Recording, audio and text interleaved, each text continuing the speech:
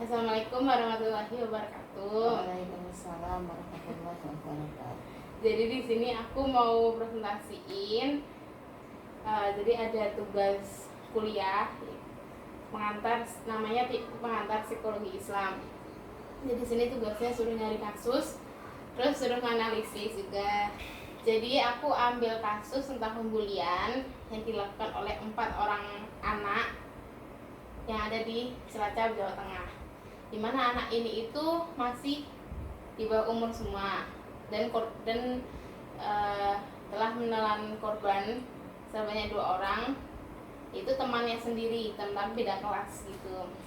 Jadi jika dilihat dari unggahan video itu tuh jadi pelaku itu melakukan kekerasan fisik kepada korban, ya kayak menjambak rambut korban sampai membuat korban tuh nangis, kayak terseduh-seduh kayak gitu. Yang mana akhirnya polisi itu nggak bisa menahan keempat pelaku tersebut karena pelaku tersebut masih di bawah umur. Jadi pihak dari polisi itu menyerahkan pelaku ke rumahnya masing-masing supaya pelaku tersebut mendapatkan pengawasan dari orang tuanya masing-masing. Tapi dari pihak Kapolresnya itu tuh tapi sampai saat ini tuh masih berlangsung untuk dilakukan meditasi yang melibatkan balai permasyarakatan di sana sama sekolah, keluarga dan pihak yang terkait.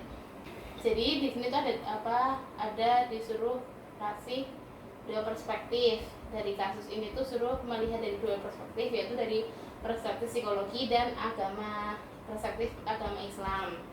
Jadi di sini aku nulisnya dari perspektif psikologinya karena kasus ini tuh akan menimbulkan dampak yang negatif atau dampak yang buruk baik pada kesehatan fisik maupun mental pada korban. Karena bullying ini merupakan bentuk dari perilaku kekerasan secara psikologis ataupun fisik terhadap seorang atau kelompok. Jadi bullying ini itu tuh berarti juga perbuatan yang bersifat menyerang, merendahkan dan menyakiti dari pihak yang mungkin dari sisi pelakunya itu menilai dirinya itu ke sisi yang paling kuat dibandingkan daripada yang dibully kayak gitu. Jadi bully itu termasuk yang lemah daripada yang si pelaku kayak gitu. Jadi menurut Plan Internasional itu tuh mengatakan bahwa bullying ini itu termasuk dalam urutan kedua setelah kekerasan terhadap anak dalam keluarga, karena perilaku ini itu sangat berpengaruh pada kehidupan sosial anak, terutama pada korban, yang mana dapat mengakibatkan terhambatnya proses perkembangan anak dan tidak dapat berinteraksi kepada semua orang dengan baik. Tuh. Tindakan yang dilakukan oleh pelaku pembuli, baik itu secara verbal maupun fisik, itu akan menyebabkan korban memiliki kesehatan fisik dan mental yang buruk. Nah, hal tersebut akan mengalami sejumlah gangguan psikologis, bahkan sampai pada keinginan untuk bunuh diri. Jika dilihat dari perspektif agama Islam itu melarang adanya pembulian dalam bentuk apapun, karena perilaku tersebut itu termasuk perilaku yang tercela, seperti yang ada di dalam surat Al-Hujurat ayat 11 yang isinya itu tentang teguran keras pada orang-orang yang beriman bahwa jangan saling mencela satu sama lain dan jangan memanggil seseorang dengan gelar yang buruk. Dimana ayat ini juga untuk mengajarkan selalu mengintrospeksi diri terlebih dahulu sebelum menilai si baik dan buruk orang lain.